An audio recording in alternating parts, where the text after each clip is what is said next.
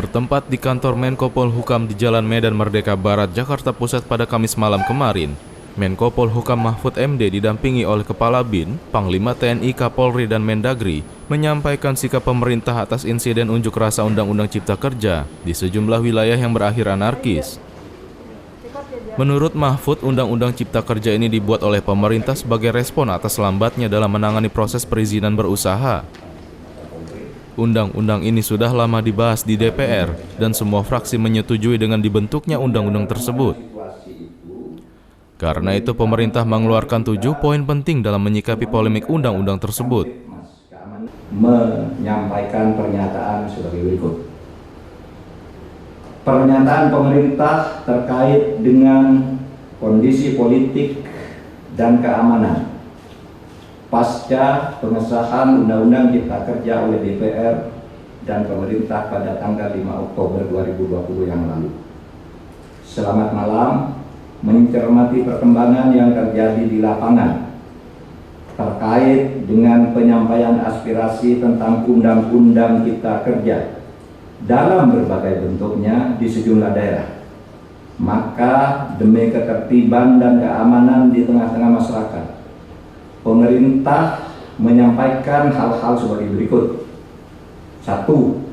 Undang-Undang Cipta Kerja dibentuk justru untuk melaksanakan tugas pemerintah dalam membangun kesejahteraan masyarakat melalui penciptaan lapangan kerja yang semakin banyak, perlindungan terhadap buruh, penyederhanaan birokrasi, dan kemudahan berusaha, serta untuk melakukan pemberantasan korupsi dan pungli dan pencegahan tindak pidana korupsi lainnya.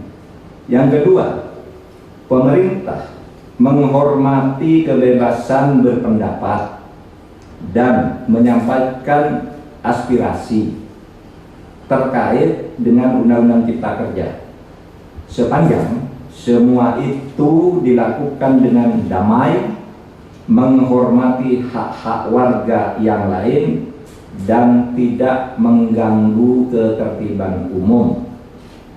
Yang ketiga, pemerintah menyayangkan adanya aksi-aksi anarkis yang dilakukan oleh massa di tempat-tempat tertentu dengan merusak fasilitas umum, membakar, melukai petugas, dan juga menjarah.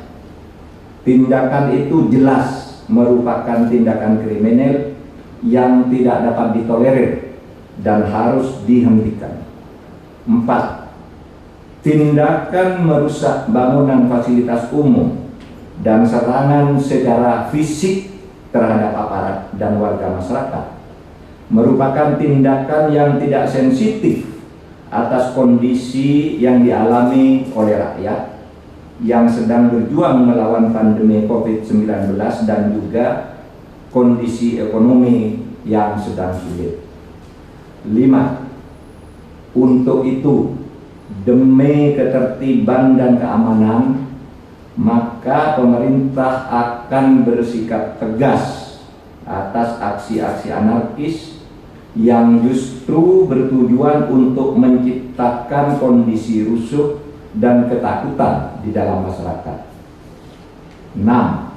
Selain berdemonstrasi dengan tertib dan tidak melanggar hukum, ketidakpuasan atas undang-undang tersebut bisa ditempuh dengan cara yang sesuai dengan konstitusi, yaitu dengan menyalurkannya dalam proses pembuatan peraturan pemerintah, perpres, permen, perkada sebagai delegasi perundang-undangan.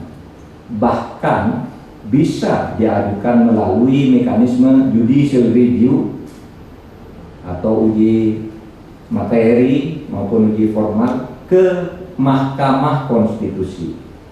7. Sekali lagi, pemerintah akan bersikap tegas dan melakukan proses hukum terhadap semua pelaku dan aktor yang menunggangi atas aksi-aksi anarkis yang sudah berbentuk tindakan kriminal. Saya ulangi, 7. Sekali lagi, pemerintah akan bersikap tegas dan melakukan proses hukum terhadap semua pelaku dan aktor yang menunggangi atas aksi-aksi anarkis yang sudah berbentuk tindakan kriminal. Dalam kesempatan itu juga Mahfud mengklarifikasi banyaknya berita bohong tentang Undang-Undang Cipta Kerja ini. Seperti tidak adanya pesangon untuk buruh yang kena pemutusan hubungan kerja. Pernyataan tersebut dibantah oleh Mahfud dan menurutnya justru buruh yang kena PHK tetap mendapat bayaran kalau sengketanya belum diputus oleh pengadilan. Icu Bransky memberitakan dari Jakarta.